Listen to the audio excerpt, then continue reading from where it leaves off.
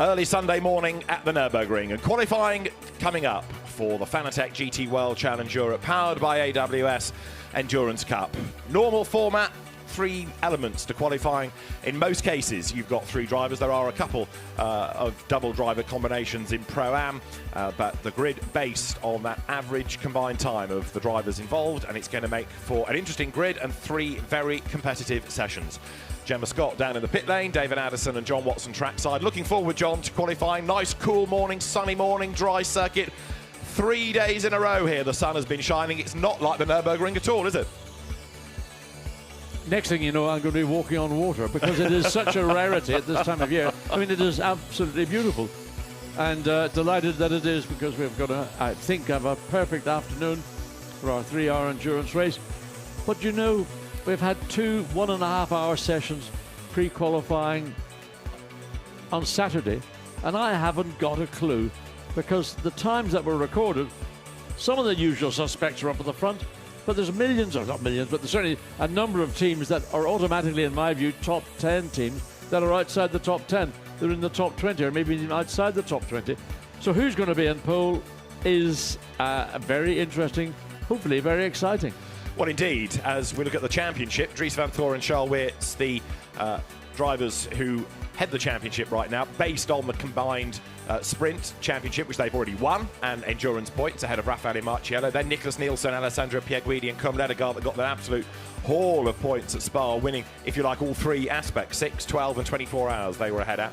And then you've got Lukas Scholz and Maro Engel, who had a good season with their top sport car in the Sprint Cup, but have had not such a good time with the HRT Pink Panther Mercedes in endurance. Now, there is the pit lane, and it's busy, but the pit lane has lost a car overnight. The Jota McLaren, there's a story attached to this, rebuilt after its accident at Brands Hatch, but Ollie Wilkinson's knee injury has not improved, and the championship's medical delegate has advised that he is unfit to race, and therefore, because it's a Pro Cup car, and the regulations are that in Pro you must have 3 drivers, so Jota has had to withdraw the McLaren, not because the car has a problem, but because they're down to 2 drivers. Real shame. I mean, a real shame is an understatement, because the team worked tirelessly to get the car ready to come here following the major incident that occurred at Brands Hatch just 1 week ago, so that they are unable to run with 2 Pro drivers. That is the regulation. If you're a Pro entry, you have to have 3 drivers.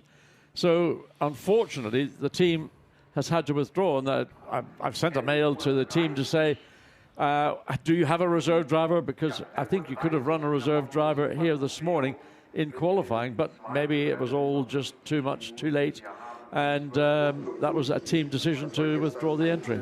Yeah, the car has, I think, officially been withdrawn, so once that's happened, you can't put it back into the entry, sad to say, but it means that Ben Barnicoat, who was on esports duty last night, and Rob Bell have to skip the race. Big shame, as Matt Campbell is there, good to go in number 22 Porsche. There is the McLaren. It's here, and it's looking all lost, really, because its weekend is done.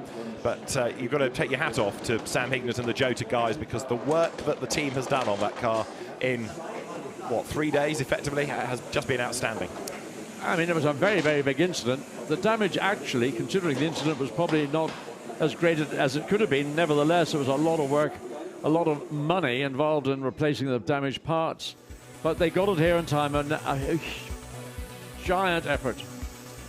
Now, this is the Endurance Championship, which is currently led by Comme Ledegaard, Alessandro Pierguidi and Nicholas Nielsen.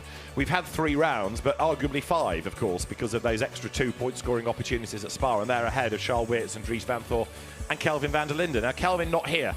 He's away racing in the DTM this weekend, so Robin Freins takes his seat in the WRT Audi as he tries to help Charles Weerts and Dries van Thor move closer to and then outscore the Ferrari drivers within the Endurance Cup. And of course, it was Alessandro Pierguidi, Endurance champion last year. So we've got back-to-back Sprint Cup champions, Weerts and Van Thor. Can we do it in Endurance as well? Green flag shown at the end of the pit lane. No takers. Interesting. Nobody's in a big rush out on the racetrack. No. Callum Ilott in the 71, the sister car, the 51-hour Lynx Ferrari, Alessandro Pierguidi. That was, again, a car that would automatically be in my top 10. Well outside the, I think it was even outside the top 20 by the time we finished yesterday afternoon. Now, these stanzas of qualifying, 15 minutes, and it's a long lap. It's 5 kilometres long, so you don't get that much time in, do you? You've got to get on with the job. I suspect everybody's sitting back thinking, well, if we wait and wait and wait, we'll get a clear track. Well, everybody's hanging back, so the track is not going to be clear. And, of course, everybody will be wanting to get the best lap possible. And that will ideally be your first, maybe your second flying lap on a new or the fresher set of Pirelli rubber you have got. As the Matt Griffin 53 Ferrari goes out, Duncan Cameron in that car. So I suspect people are rolling the dice and thinking the longer we wait, the easier our opportunities will be to get a magic qualifying lap, 3 qualifying laps amalgamating to determine finally your grid position. Now, they qualify in cool conditions early in the morning. It's just gone 8:30 local time. They race this afternoon, and so track conditions and track temperatures could be very different. So admittedly, this is about a time not set up. They did all of that yesterday, but it's going to be somewhat different, I think, as you look there at number 4, Mercedes, the car of Mauro Engel, to go first. Well, looking back at what happened 24 hours ago, it was the 88 Mercedes that ended up quickest with a 1:54.7. So that's going to be the benchmark time we would be looking for, and I would expect to see that time being improved upon. What they did in the afternoon was the number 7 TalkSport Mercedes. It did a time of 54.8, so it was very little difference ultimately. But again, so much of the running yesterday was very much conditional on, particularly on the tyre that you use. So if you had sets of tyres, maybe held back a spare from Spa 24, you can run those tyres. And if that was a fresh set of tyres, that's where the time would have come from. So gradually, the pit lane starting to empty now as more and more people venture out. There is the Adrien Tambay, Alexandre Cunha, Christopher Hauser Audi that is going to be driven by Adrien Tambay in this first element of qualifying. Sky Tempesta Ferrari awaits notification that it's time to go, drops down, and away it will now go with Bruno Mastronardi behind the wheel. And we know that he's an experienced and quick Ferrari campaigner. So 43 cars we are down to, as the circuit now is going to get a little bit busier as this session goes on. Well, of course, everybody who's now going on to a flying lap is going to meet cars streaming onto the racetrack, and of course through turn 1, 2, 3 and 4. It's not the easiest place to find your way around, as we see the 22, the Martini sponsored with. Now look, where has he got traffic? No, he seemingly has found that magic clear lap or spot. So what can Matt Campbell do? A car that's potentially a top 10 starter, along with Jaminet and Earl Bamber. So get it in. Oh, what are you doing? Well, no, that's not a very good start to your lap. So coldish Pirelli rubber, but Matt Campbell with the heavier fuel load, of course. These drivers in Q1 have the cars at their heaviest. You don't refuel, the cars get lighter as you go through qualifying, so you always expect to see the fastest of the times in the third part of the session. So the problem I thought didn't exist clearly does. 77 Barwell Lamborghini just nips in front into turn 5. Up the inside he goes now. You've got the 93 Sky Tempesta, Bruno Mastronardi in that car. So Matt Campbell's lap is compromised. It was compromised from the minute he turned into turn 1. But he will hope that by the time he completes this lap, which will not be a lap that's going to be, let's say, a stellar time, but it will maybe enable him to go on to a second flying lap with clear traffic, but also a tyre that might now be fully up to operating conditions, bearing in mind the track temperature is only 14.8 Celsius, ambient 11.1. So there is the Porsche, the GPX racing car that won at Paul Ricard. So we've had 2 Porsche wins this year. Yesterday, Porsche looked good in free practice at this time of day. When we got to the early afternoon pre-qualifying session, the Porsches had faded away. So hopefully they are going to be able to bounce back today and have the proper pace that they require. Well, the 1:55.1 was the best time recorded by this car 24 hours ago. And I would like to hope in qualifying we're going to see this well into the low, maybe 1:54s, as he sets the car up, prepares to launch off turn 17. And again, look at the traffic ahead. But it's going to be the same for everybody, isn't it, as this session cycles through. So the early gun lap done by Bastien Bus, so 155.631, the young gun at Allied Racing.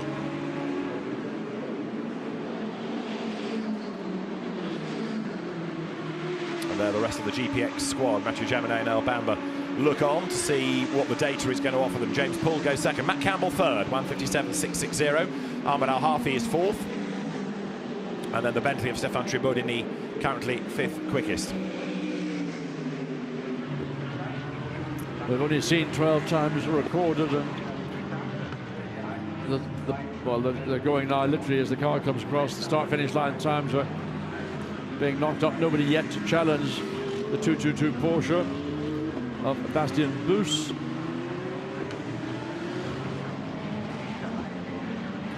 Yeah, so Bastien Bus fastest in the session, 155.631. Alessandro Pierguidi now goes to the top in the Ferrari, 155.533. Mirko Bortolotti now goes to the top, 154.806. And there, number 14 is the Alex Fontana driven Lamborghini for Emil Frey Racing, and this too is going to post a good lap time. Yes, we're now beginning to see representative lap times. That time from Bortolotti is about a tenth and a bit away from that we saw this time Saturday morning, and Matt just fractionally quicker than the times recorded later on. Marciello has gone up to second place in the 88 Mercedes. Matt Campbell's on a lap, a very good lap. Best overall sector 1, personal best sector 2. So waiting for Matt Campbell to come across the start-finish line to see where that will elevate the 22 Martini Porsche. One would assume it's certainly going to be close to the top of the timing and scoring. Mauro Engel in the 4 Mercedes has gone third, and Matt Campbell slots in now into third place in the 22 Martini Porsche. Nick Katzberg, hugely versatile driver for BMW in the Valkenhorst run car, comes up towards the line. We've got Duncan Cameron having been off the road and back on again, we understand, and 15th goes Nick Katzberg. How's Callum Eilert getting on then? Set to be an IndyCar driver before the end of the season. He's off to Portland soon to go and make his debut in the Champ Car Series, and he's up the curve there, coming out of the so-called Ad Van Bogen at turn 13.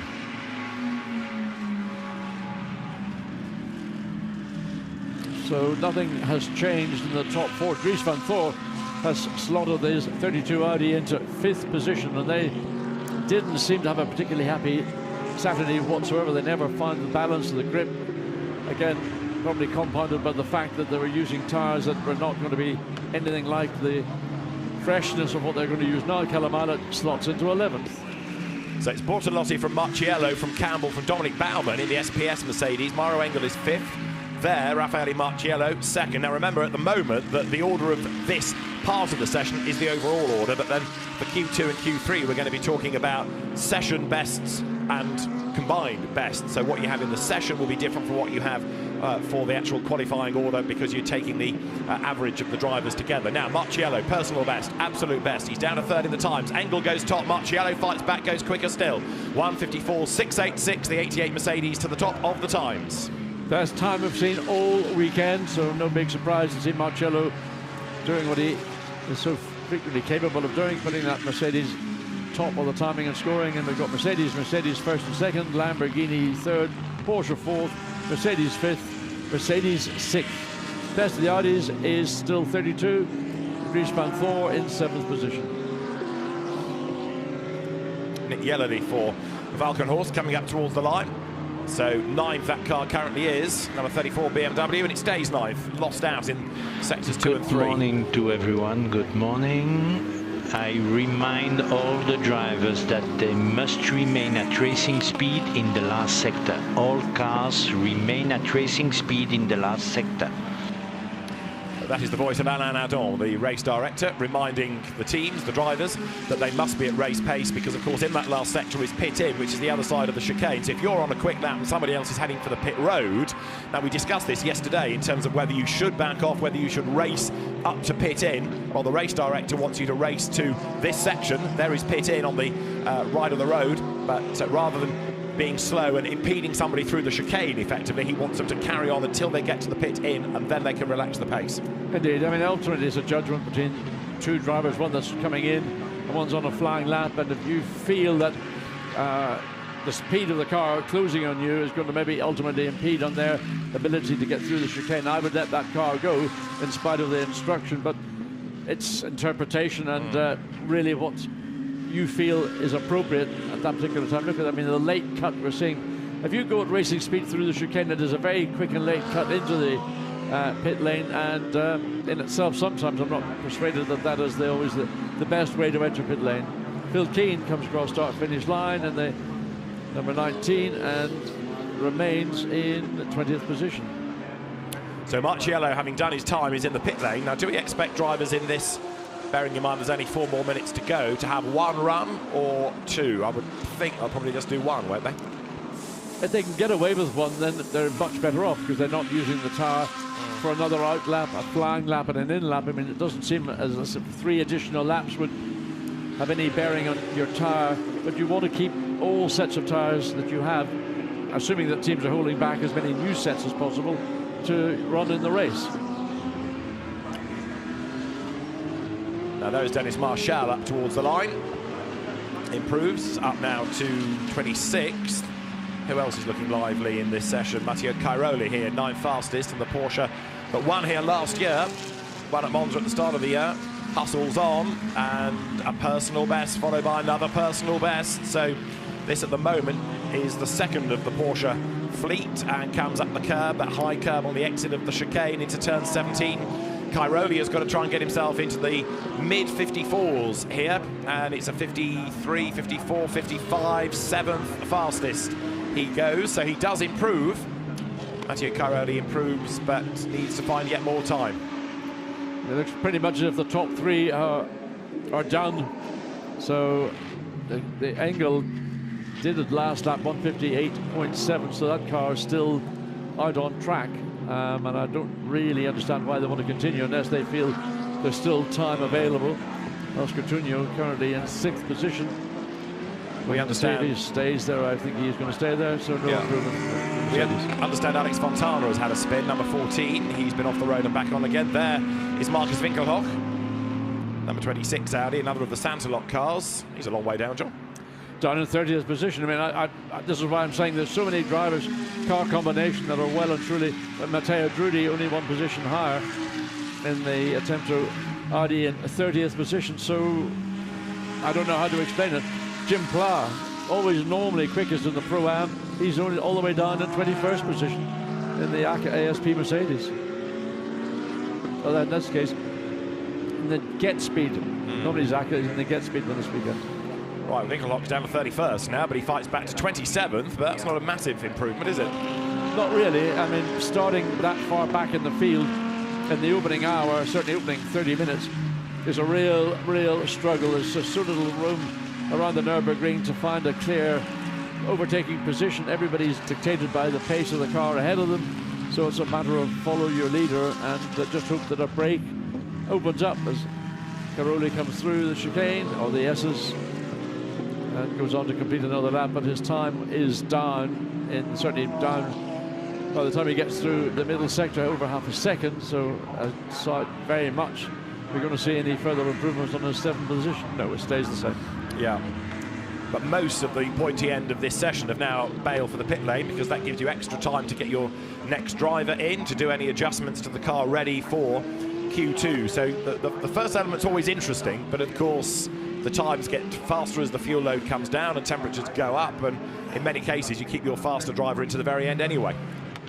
Interesting that number 4 Mercedes is using Nico Bastian in Q3, even though he's new to that team, knows the car well, but new to that team. Well, Nico Bastian certainly is pretty quick in a Mercedes-Benz as we follow Matt Campbell. He's only 78 hundredths of a second away in that sector, so Matt Campbell presently in 4th position looks to find a way to improve that 155.1, and that's the time that they've been pretty much been stuck with all the way through. They never got below a 55. They did a 55.177 yesterday morning, and only marginally quicker. So personal best sector 2. Checkered flag. Q2 will start at 8:52. Q2 will start at 8:52. So Alain Adon again, able to talk to the teams, talk to us. So the flag is out, and if you're not on a quick lap, bail early, don't take the flag on the track. I mean, you know, here are the savvy teams. They've had their one run, they've achieved everything, and the Q2 driver is in, ready to go. I'll put the tyres on at the last moment, drop down the car, and away it will go. But other teams are going to have to do an in-lap after the checkered flag, which is slow, and all of that eats into the 7 minutes or so that you have between sessions. So here's Chris Goodwin as an example for Garage 59. Now, it's worth him staying out because he's on a personal best lap. Bit of a twitch at turn 17. This should be an improvement, but if you're not improving in sectors, don't complete the lap. Goodwin up to 38th there. Yeah, I mean, it was worth staying out, but as you point out, you end up getting behind the 8 ball because you're always chasing time as you now do your in-lap. Now, you're meant to be doing an in-lap, as was pointed out by race director Alan Nadal, certainly in that final sector at race speed. Well, Raffaele Marciello tops the times by 92 thousandths of a second. Let's hear from Lello with Gemma Scott. Raffaele, very, very close to the top 3 there, but obviously you're pleased with that result? Yeah, it was a good Q1 for us. Yeah, I think everyone is really close when you have many tests. We had yesterday free practice, 2 days ago 10 official practice. So then, yeah, everyone is really close. What can we expect from these next 2 qualifying sessions? Let's hope we can keep the position as we are now. Thank you very much. Thank you. Bye. Doesn't give an awful lot away, does he? He doesn't. He does not. But we know he's a class act, and it's a good combination of drivers in that car, and they did a very, very good job yesterday, of course. Yeah, and as you would expect, and Marcello particularly is without disrespecting Jules Gounon, who did, in fact, in the morning session was the quickest of the 3 drivers. That time improvement came at the end of the session. But Felipe Fraga, likewise, very strong, you might say, 3rd driver of the team this weekend.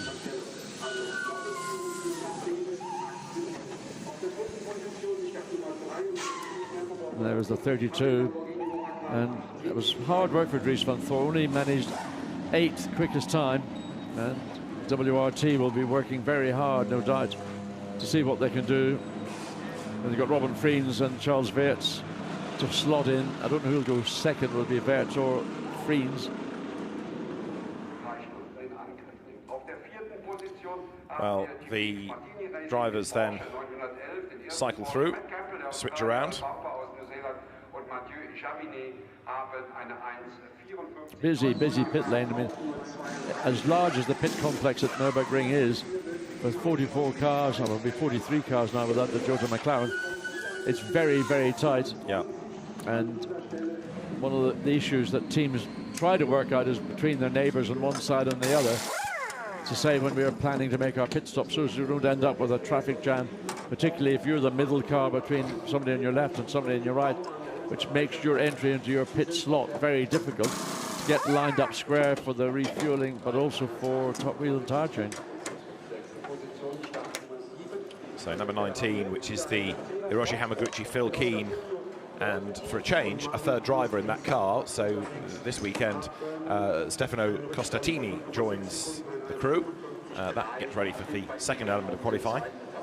I think they've kind of realised now that it's a tough ask to win with only 2 drivers, because you've got to give the AM the lion's share, and therefore up against teams that are with 3 drivers, that might be a disadvantage.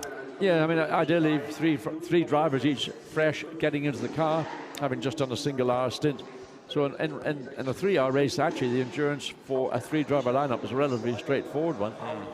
But with the competition right now in Pro-Am being so intense, you just can't afford to allow yourself the luxury of, say, going with 2 drivers and giving the AM the lion's share of the driving. Look at the gravel again. Oh, no. One of the issues we've seen, that's coming out of turn 6 as they go down the hill through the curve of turn 7. Now, this is the top speed on your Race Vision by AWS graphic, and to nobody's surprise, that Bentley, yet again, proves itself to be the fastest in terms of straight line speed, 252 kilometres an hour. Nick Katzberg's BMW at 251. So John makes the point regularly, it's those front or mid-engine cars that have the grunt. At the exit of turn 6 here, which is where the gravel is, let's have a look. This is this specific section. That's all rather better for Porsche, then Lamborghini, then Porsche, then Bentley, and then Audi. Right here, Tomita, who was last night's esports winner. Matt Campbell there, 96 kilometres an hour through that section. Dries van Thor, champion already this season in the Sprint Cup. Let's see what he can do in endurance this weekend. He's with Gemma. Dries, proving to be quite a difficult weekend. Yeah, I mean, we are trying our best. Mercedes and Porsche, they look quite strong. But also I must say that, well, it's difficult for some drivers to respect blue flags out there, which is a shame. But I think, yeah, it's part of racing. So nothing really we can change about it. But yeah, we are trying our best. It's still a long race to go, 3 hours. So a lot can happen there. But hopefully we can stay somewhere in the top 10 to start the race. Well, that's only Q1. What can we expect in Q2 and Q3? Well, hopefully staying in the top 10. It's been tricky for us this weekend, but you know we have to keep searching and we have to keep digging. So I'm quite sure we will be there and we will get over it and well, try to find some more pace. Thank you very much, Dries. Thank you. 8th he was in the times at the end of Q1. Pole position last night for the esports race, then got a drive-through penalty. First time we'd seen him in esports action. But actually, that's a pretty downbeat Dries van Thor, isn't it? Very much so. I mean, he's saying we're not going to challenge for pole. Currently, we want to consolidate, get into the top 10. I mean, yesterday, the 32 Audi was not by any stretch the quickest of the Audis, but they managed to drag performance out this morning. The next best Audi is all the way down in 24th position, so clearly, whatever reasons, I don't know why it is, because ordinarily, certainly the WRT car or team are always up to the fore, not just of the Audi family, but to the grid in general. But here this weekend, they're very much in the back foot, and you get Dries van Thor's voice disconsolate almost. Yes, very disappointed indeed, as there the pit lane is getting set because the green lights are on at the end of the pit road, and again it's the Allied Racing Porsche that's the first one out onto the circuit. So number 222 it is that heads out onto the circuit. That car that Joel Sturm, who's on GT4 duty this weekend, will now be behind the wheel of. 26 Audi gets set. Marcus Winkelhock having taken his stint behind the wheel. Finlay Hutchison should be next, and the young Scottish driver will await the signal to go down the pit road. So he anticipates slightly faster times. 1:54.686, the best at the end of Q1 from Raffaele Marciello. Paul Petit in a Mercedes that yesterday Marvin Deans did great things with in pre-qualifying, didn't he? Very strong run indeed. Again, another Mercedes that's forcing its way to the front of the field. He's ended up 7th in Q1, so very much a contender for top 10 starting position. Still waiting, the track is green, but not very many takers. No.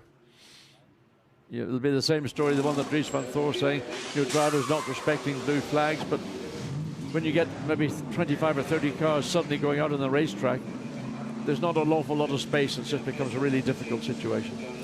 Mikael Grenier in the Silver Cup, where you can have 2 drivers. He shares with the American driver Russell Ward. Right, road's getting a little bit busier.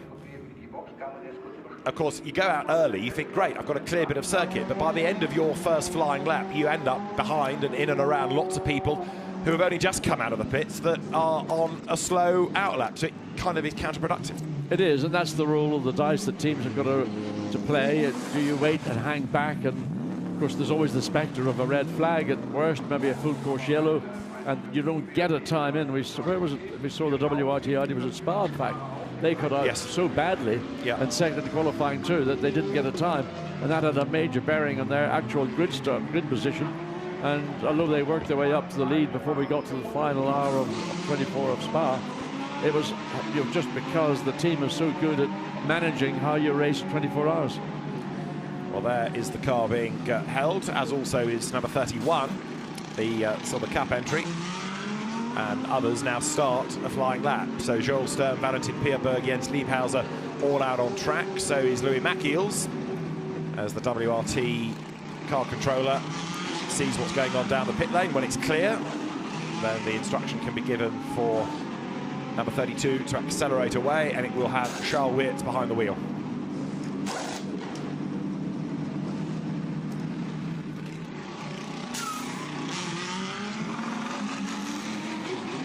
So bit by bit by bit, the pit lane empties.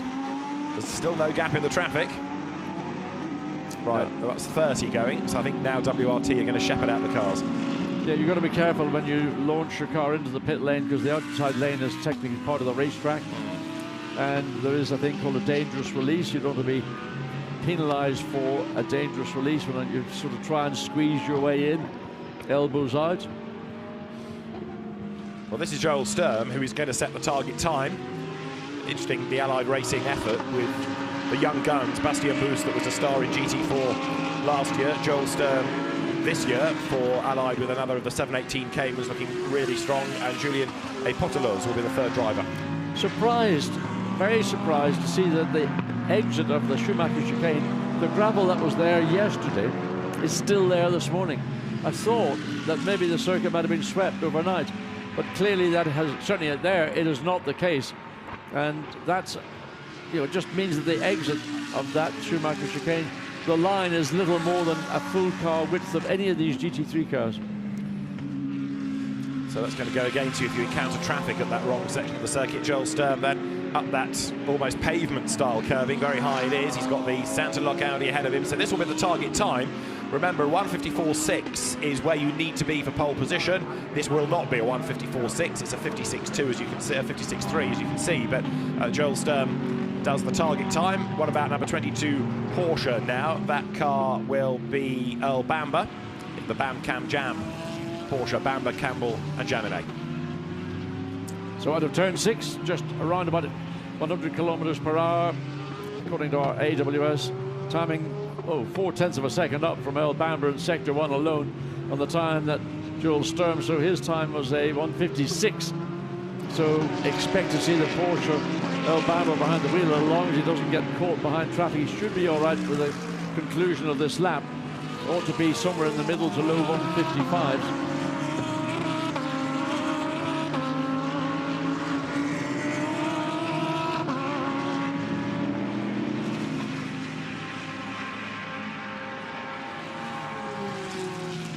Well, Earl Bamber accelerates down the hill. Big flash of the lights from the Valkenhorst BMW behind of David Pittard,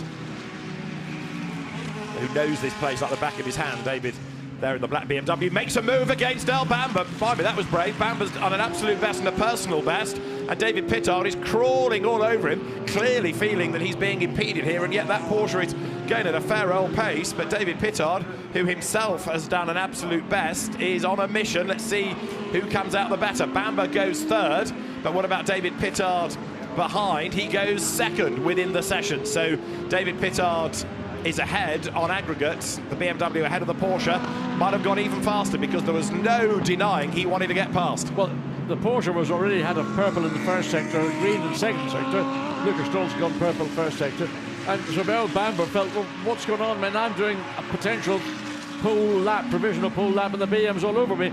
Oh, and we've had a spin just to cut away from that to identify where on the racetrack that is. But Lucas Stoll's purple. So this is going to, again, the exit, that's Mad Panda, isn't it? It might be. So that car trying to negotiate its way back onto the circuit. The number 90 Mercedes pit in. Well, there's a gap in the traffic now. You'll discover how much lock you don't have as Ricardo Sanchez just is avoided by the Emil Frey Lamborghini. And he gets away with it. So Ricardo Sanchez now back on track. Let's see what he did, John. Well, that was well, how lucky was he? The car spinning and coming back onto the track. The Bentley managed to steer well clear to go back to the 88. Felipe Fraga, personal best, 0.2 of a second away from the time that we saw from the number 4, which was pretty impressive on its lap. Well, Felipe Fraga is in the car that's fastest out of Q1. Giacomo Altway for Emil Frey Racing ahead of Kerm Lenegar, ahead of Luca Giotto at the moment. Emil Frey 1-3 on the time set in the session. Just looking time at Lucas Stoll, who was doing purple, sectors 1 and 2, ends up down in 21st position because his final sector was 2 seconds off. We didn't see that, we just saw him doing purple, but there is Felipe Fraga, goes quickest overall. Indeed he does. So Fraga's time is a 1:55.261, and the average then is a 54.9 now to put that car up at the top. Charles Wirtz, in the meantime, number 32 Audi, accelerates up through the Ad Van Bogen towards the chicane. Personal best being posted. 97 under investigation, the Aston Martin for speeding in the pit lane. That's the car of Giacomo Petrovelli for this session. But Charles Weird up towards the timing line now. So all he's got to do is come across the line to see where we can put the 32 Audi, and oh dear. Oh dear. Is that 57 in the gravel? And that down at turn 5. It is 57. And he's clipped the barrier too, but he's managed to get it out. Well done for that. Lucas Stolz finally has put his Mercedes number 4 at the top of the times in Q2, 154.637. No big surprise. What was a surprise was his previous lap. He lost a lot of time in the final sector, but has recovered to go quickest overall in qualifying too.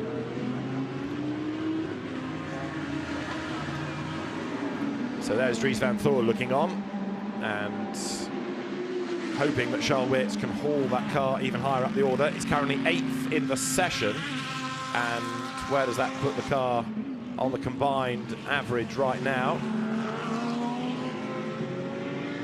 Quite a long way down, I think, is the answer. Out of the top 20.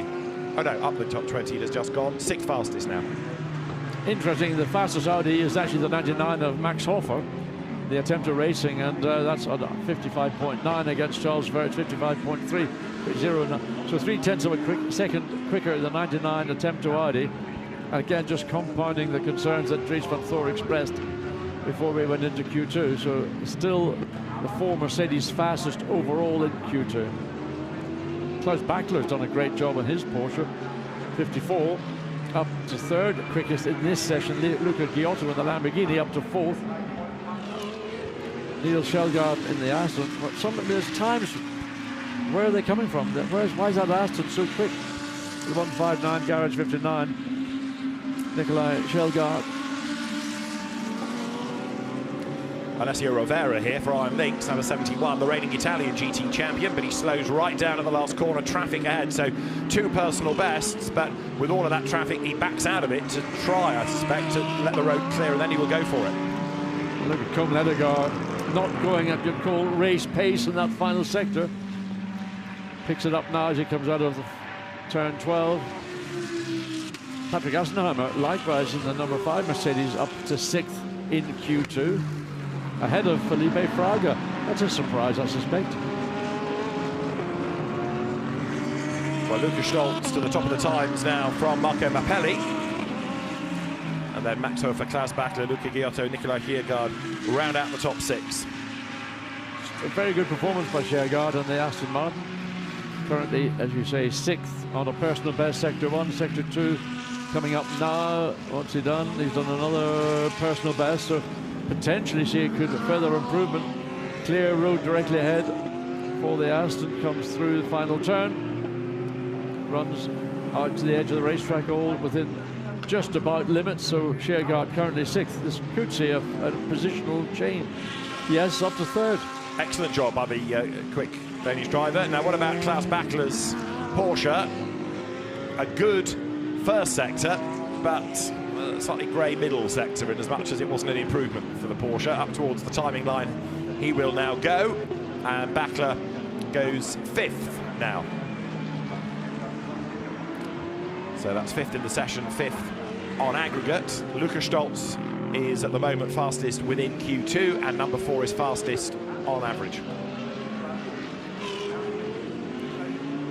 On the aggregated times, 14 thousandths your margin between the number 4 Mercedes and 63 Lamborghini, which is 3 thousandths up on the Marcello Fraga Gunnar Mercedes for 3rd. Yeah, Fraga just improved and up to 3rd place. As we go to the Stuart Hall.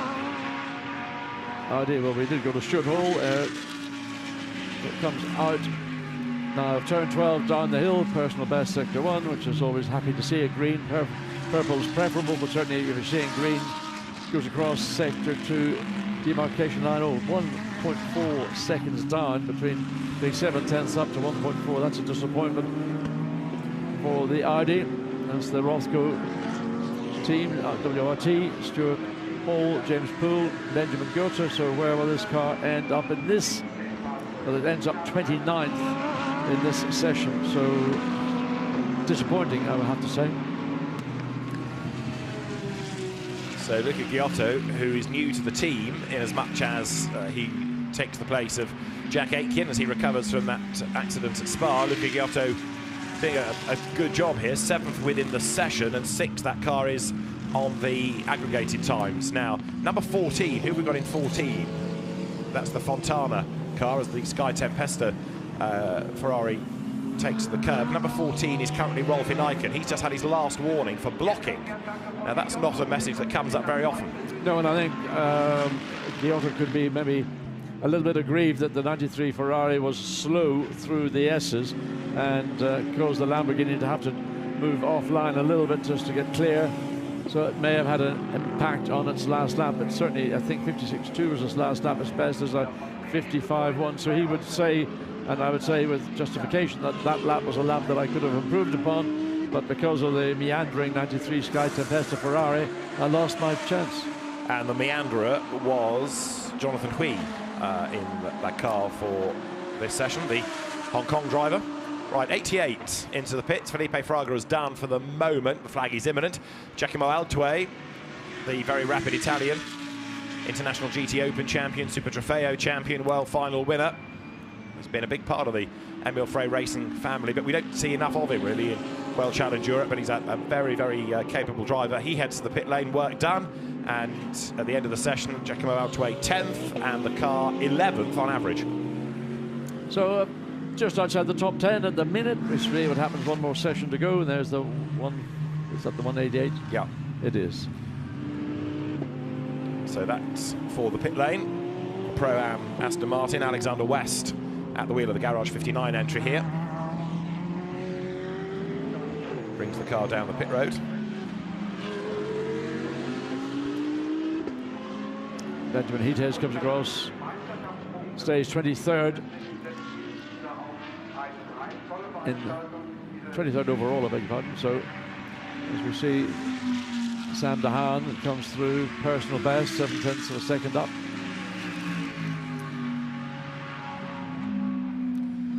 Yeah, that's the car that he shares with Rob Collard and Fabian Schiller, but the graduate of British GT has dropped time in that middle sector, hasn't he? Yeah, I mean, a bunch of time, 1.4 seconds, being 7/10 up in sector 1, losing 1.4. That's, you're never going to make it up, and you're never going to really match probably what you've achieved earlier. So,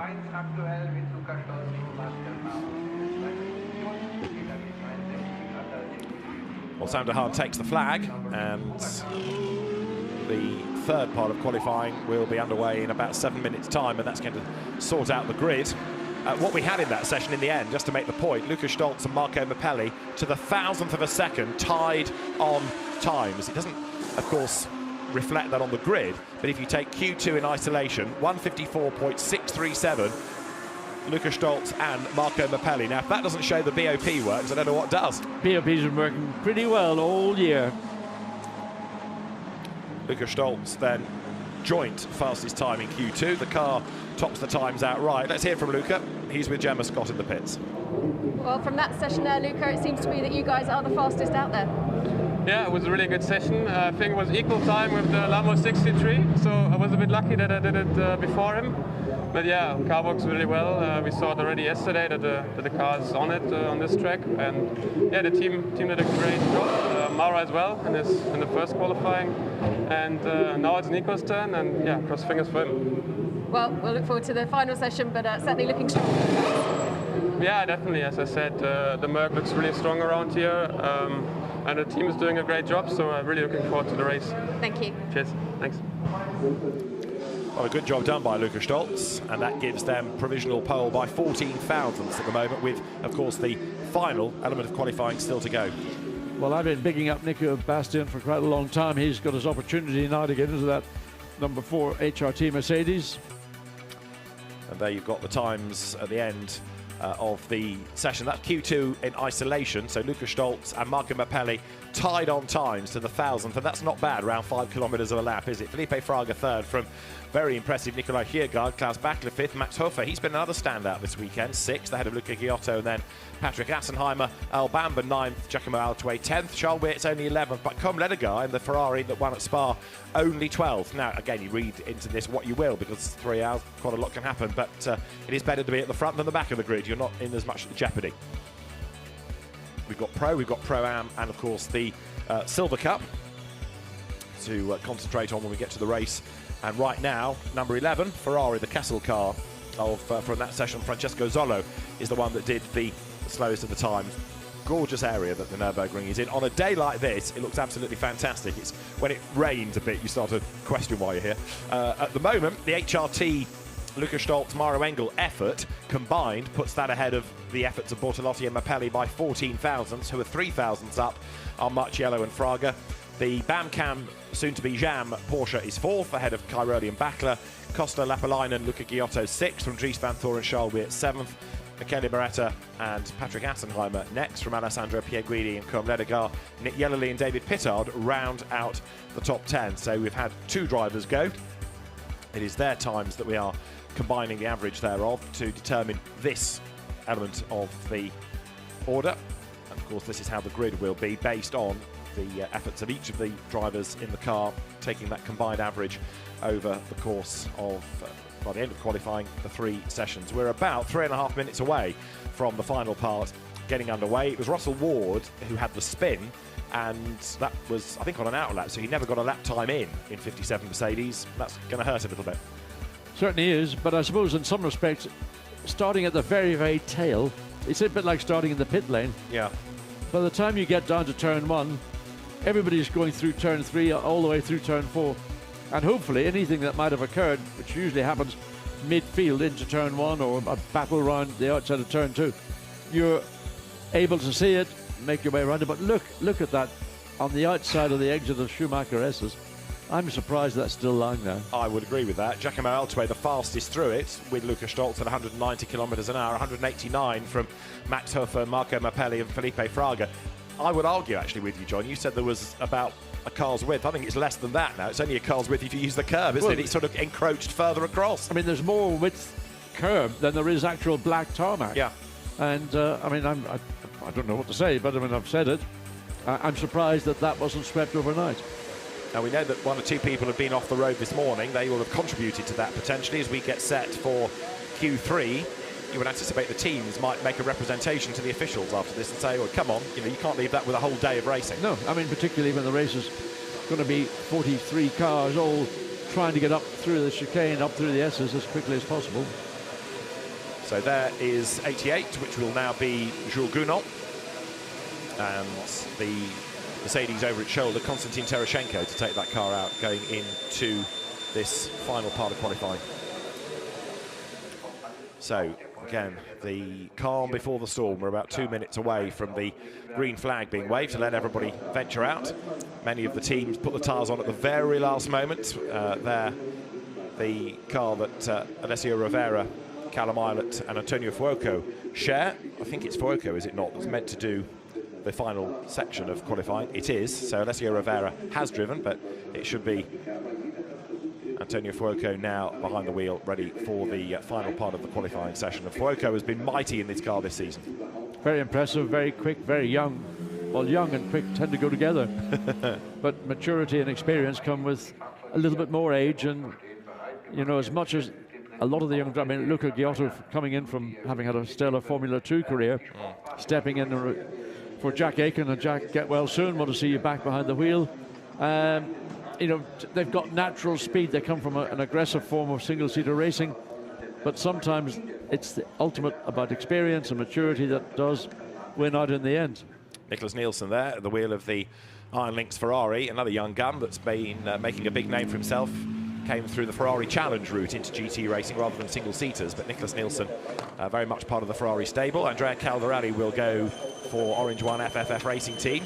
The governor is the team principal, so he's ready to go, see where he can bring that car, because at the moment it needs a little bit of a gun, doesn't it?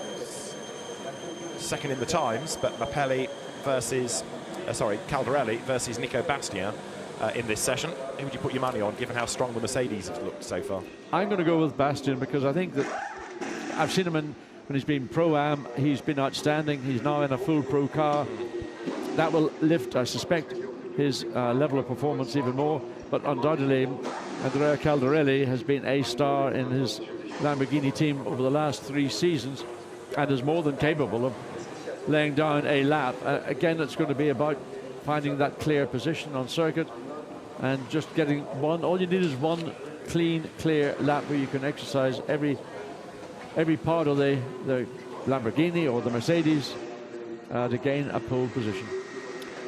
So the Allied Racing Porsche, Julien Apotelos, will go out first, I suspect, because that has normally been the car that has been the first one onto the circuit, whether it's been Bastien Bous or Joel Stern.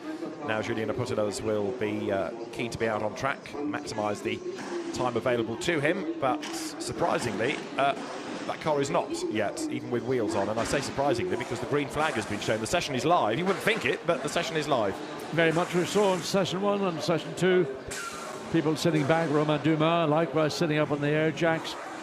No sign of a brand new set of Pirelli tyres to go onto that car, and just no activity whatsoever. One car's rolling. First car rolls down the pit lane, and we're going to see a little bit of Q3 qualifying getting underway. So who's the first taker then down the pit road? It's going to be one of the Orange 1 FFF Lamborghinis, is it not? It is indeed. Make that both. So Andrea Caldarelli will be the first. And then number 19, the sister car, Stefano Costantini next. Right, so the big surprise is who's out first, actually. It is, and I mean, I hope Caldarelli has judged it correctly, because I suspect that once you get 1 or 2 cars leaving the pit lane, then you get this, the charge of the Lemmings to see out who's going to be next on through the track, and that's when the congestion comes. And there we've got the BMW already rolling down, and it's going to be, we think, 3rd car, followed by the sister car, and by the independent car, the Butch and Gignon. And another BMW. Yeah, this is it now. How many have you got? Yeah, out they come. So Andrea Caldarelli has been the catalyst for all of this. You see somebody blink first. Right, okay, we better go now. So a number of cars heading down the pit lane, but still some of the teams only now to go to work. So they are trying to build up for just one run, keep a set of extra tires for the race. But it's all about managing the traffic, isn't it now? Very much the case. So Alex Acker getting his fresh set of Pirelli tyres, brand new set of sticker tyres going on to the Audi Attempter Racing. And then you see what happens. It just gets very, very busy. So the Golf Audi just swings out ahead of the Mad Panda Mercedes, and the camera foreshortens it. There's a lot more space, in fact, than we can see here on camera. So out everybody goes. Bit by bit, the pit lane starts to empty. The Emil Frey cars released at Saint-Aloc. The new Pirellis set to adorn number 25 for Christopher Haase. That's a car that on the average right now is quite a long way back, 25th for that car. Right, all eyes then on Andrea Caldarelli, not on this lap because it's the out lap, but it's the next one where the time is really going to start to be of interest, and he's on the money, isn't he? He's built up nicely over the last sector of this, so he's quick as he comes into sector 3, and so that momentum carries Caldarelli now onto a flying lap, but the team will be looking at the tracker map and trying to alert him to how many cars are also out on the road ahead of him.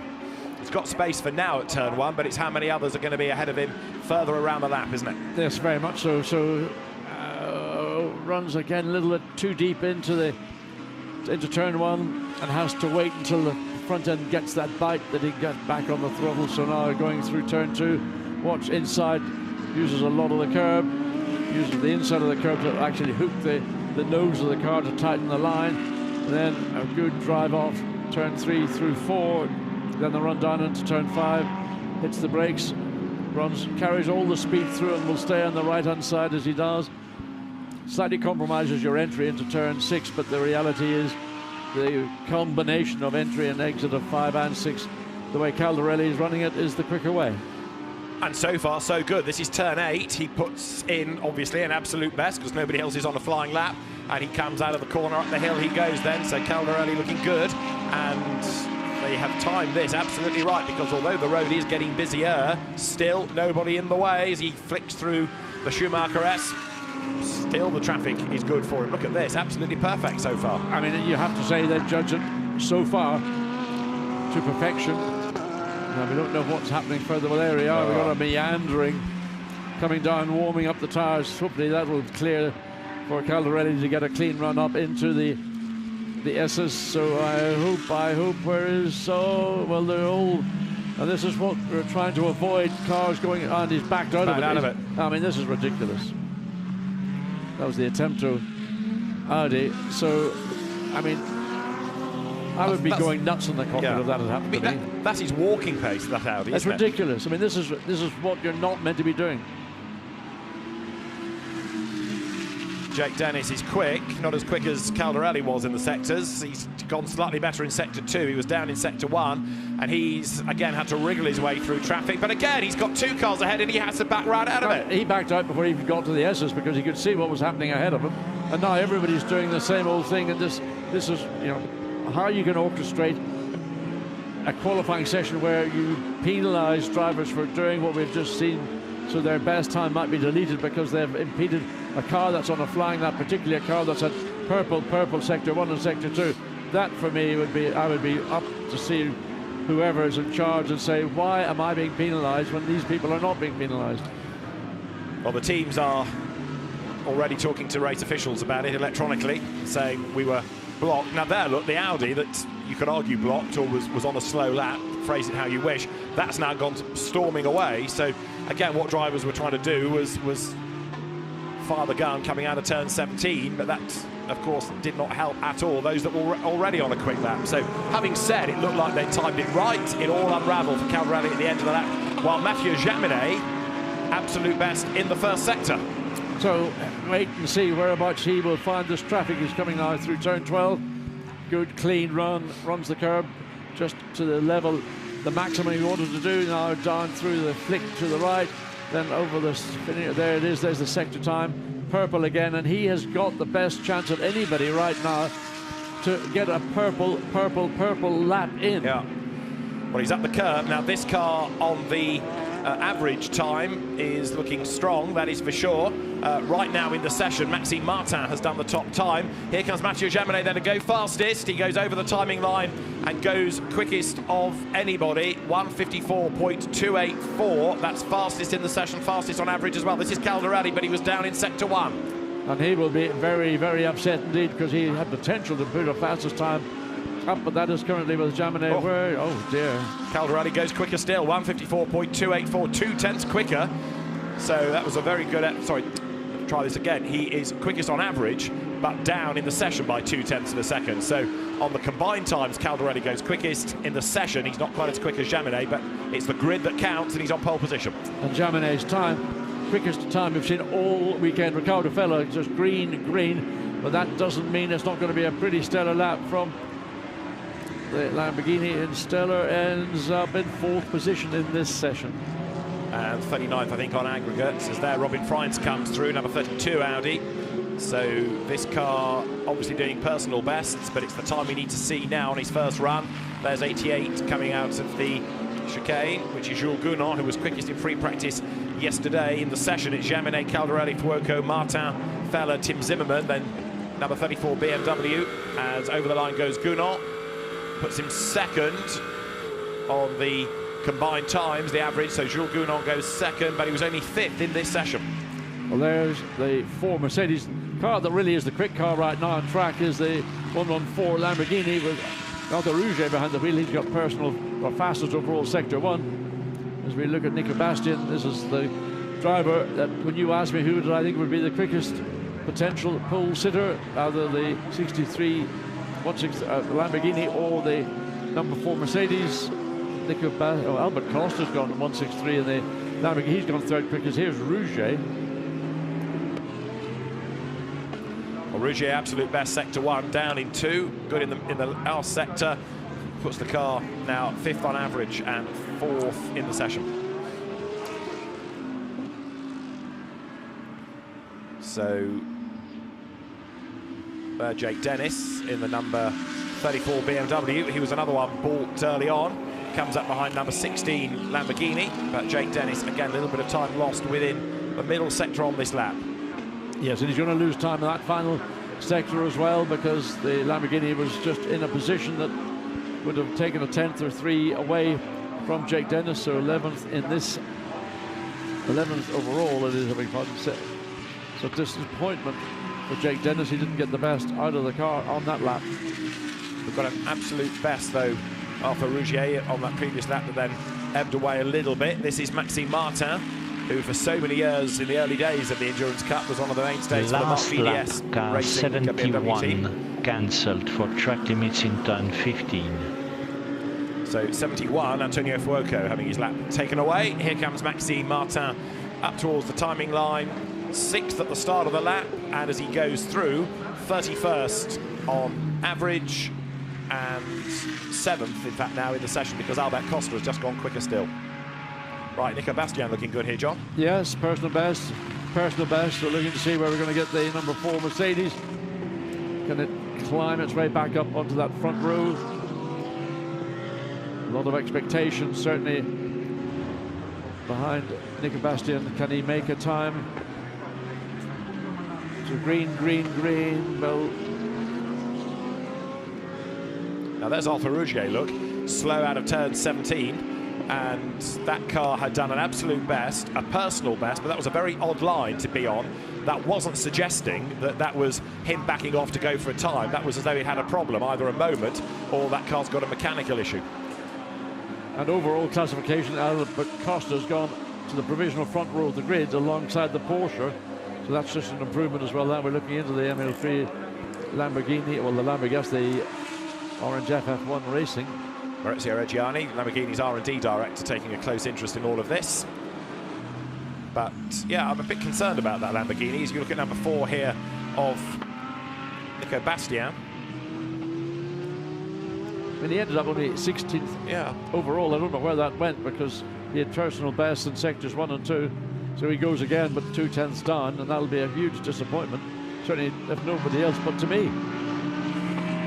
Albert Costa going quicker up to 2nd in the session, but on the combined times, it's the Orange 1 Lamborghini at the top. We don't get to say that very often these days. So Nico Bastian down in sector 1 and traffic up the road. I'm not convinced this lap's going to work for him, and he's backing out of it, isn't he? It's not going to work. We've got 2 minutes remaining, so we can back off and, well, do the very thing that I've been saying that drivers should not be doing, and they were advised that they keep in that 3rd sector, must be coming in at a race pace. So he'll pick the pace up. Once again, he's got plenty of time to get around start-finish line to complete one final lap, and hopefully that one final lap will see an elevation in their overall position. Currently they're on the 4th row of the grid with the combined, sorry, 2nd row of the grid, 4th quickest time. Andrea Caldarelli out of the car. So provisional pole position for the 63 Lamborghini. And on the combined times, 45 thousandths between them. We've had an incident between Marvin Dienst and number 20, which will be Martin Conrad, Valentin Pierberg's Mercedes. Looking at Frank Bird at the moment, the Silver Cup WRT entry. I think it's my favourite liveried car. You reckon? Because it's a family sponsor. Wow, we got away with that one, I tell you what. You couldn't run the car more aggressively than that and not end up in trouble. It's a family business. Who are the the car sponsor? Yeah. I love that. Frank Bird Poultry, Paul Bird, Frank's dad, Superbike team owner, BSB team owner, and occasional rally driver. Marvin Dean's pressing on, number 7. 15th, this car is on the grid. The BMW of Bucingini on bails for the pit lane gets out of his way. So Marvin Dean comes through turn 17. You see the pit-in lane to the right. He's up towards the timing line now. And as he's about to break the beam, let's see where this puts him on the combined times. 15th, stays there. Flag imminent. He'll get one more lap out of this if the tyres are prepared to give him what he needs. Critical time, I think, is going to be the number 4. It didn't look particularly good when Nico Bastian started that sector 1. As we go back to Johnny Adam, and he's in the pit lane, he's decided That's the best they can get out of the 188 Aston Martin. And where is it combined? It's not even on the top 35. No, the pro bit was quick, but the AM bit not so quick. Absolutely. So Johnny Adam, day after his birthday, ends the session 11th, but the car much further down on aggregate. Right, flag is out. Nico Bastien ticks off a lap here, but that's not going to be an improvement, and he won't get another round flag out. Antonio Fuoco is under investigation for blocking as well now. So he's had a lap time taken off him, and there's an investigation for blocking. So the number 4 Mercedes ends up combined on the second row of the grid alongside Mathieu Jaminet. Now that's Jules Gounod, who I think escaped, didn't he? He didn't take the flag, so he's still pressing on. The Barwell Lamborghini does exactly the right thing, gets out of the way, then gets back onto the racing line. Perfectly executed that. Yes, and that's what you should expect when you're going slowly. Either you're about on an out lap or you're most likely to be an in lap for the Lamborghini because the checkered flag is now out. So Jules Gounod has got another opportunity to try and secure the pole position, but not with that 0.4 of a second plus down. So it looks very much as if it's going to be a pole for Andrea Caldarelli and the Orange One FFF Racing team. Well, the flag out, some to complete the lap, but the celebrations have started, haven't they, down at Orange One FFF Racing team. So Mirko Bortolotti, Marco Mappelli, Andrea Caldarelli combined take pole position. Mappelli jointly topped Q2. The other drivers did not take the best in their session, but you add it all together, take the average, pole position is theirs. Jules Gounod is trying hard. Now, even if he can't get pole, he might be able to move up the order. So let's see, second the car is on aggregate. That's not going to change. Fifth in the session. Is that going to improve? Well, he ends qualifying second. He ends Q2 fifth. So nothing worked out for him.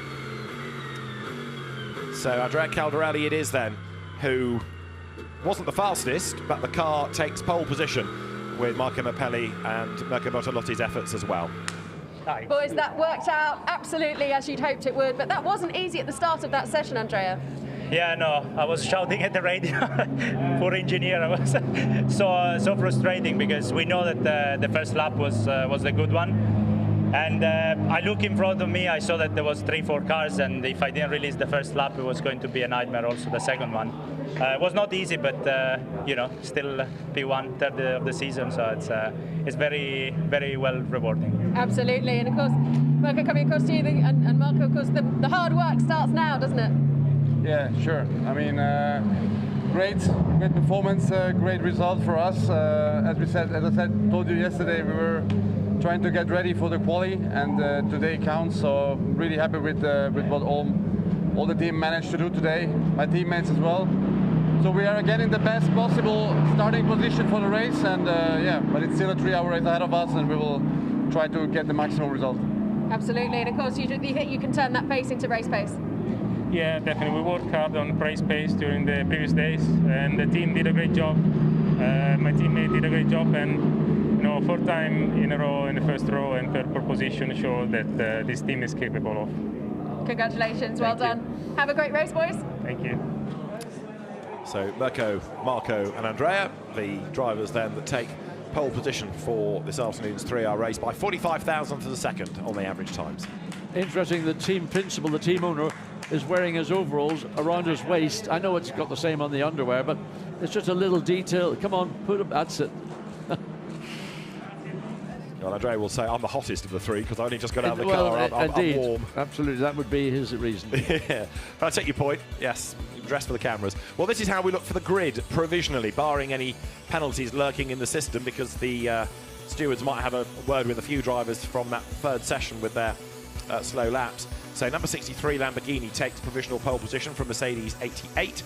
Porsche of GPX Racing 3rd ahead of the number 4 Mercedes from the HRT stable. From Emile Frey, Lamborghini 5th and 6th. Porsche 7th, Ferrari 8th, although there's an investigation there for Antonio Fuoco. Ferrari 9th and Lamborghini from the Grasser stable 10th. Good effort by Valentin Asclot, Nikolai Sheargard and Alex McDowell from the Silver Cap Garage 59 Aston to be 11th, and only 12th for WRT Audi of Sprint Cup champions Charles Wirtz and Dries Van Thorp, with Robin Freins joining them this weekend. We've got Pro-Am, of course, to keep an eye to also. 27th for Sky Tempesta Ferrari, which is Rino Mastronardi, Jonathan Hui and Chris Froggatt, with that car having come out on top, in fact, of the dynamic Porsche from the Pro class. Romain Dumas struggling a little bit in the third part of qualifying. So in the end, 42 cars recording a time. We were expecting 43, weren't we? Did the 57 Mercedes not get a third time in, because 43 cars should have been on track for that session. And there, John, your track sweeping is now underway, and there's quite a lot to sweep, so the officials will crack on with that before racing gets underway here at the Nurburgring. So the circuit by the local officials now being attended to, and we'll confirm the grid once we get back for the race later on in the day. We'll be on air at about 2:15, looking forward to what promises to be another dramatic round of the Endurance Cup, the penultimate round of the Endurance Cup, before the teams head to the final races in Spain. David, what am I watching? I thought I was watching cars on track, but we've got a vehicle on track. I think that vehicle might be doing a very, very good job indeed. That, to me, is maybe the outstanding performance of the day to date.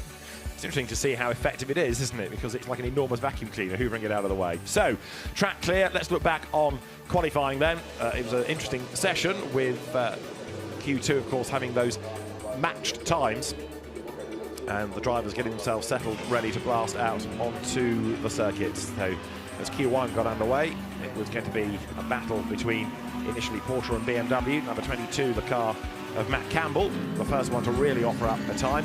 Also looking quick had been number 20, the Mercedes out of the SPS stable.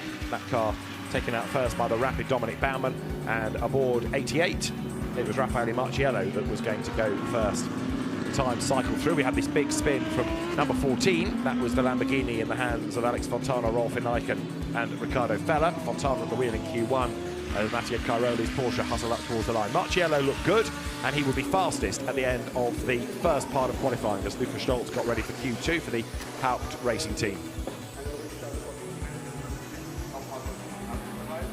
Green lights at the end of the pit lane. Cars shepherded out, and although Earl Bamber was on a mission, so too was David Pittard. The two nearly collided as Ricardo Sanchez spun the mad Panda Mercedes coming out of the chicane. So Luca Stolz did an exceptional job to go fastest, and then Marco Mappelli matched his time to the 1,000th. As off the road went Russell Ward, and the Mercedes bounced off the barrier.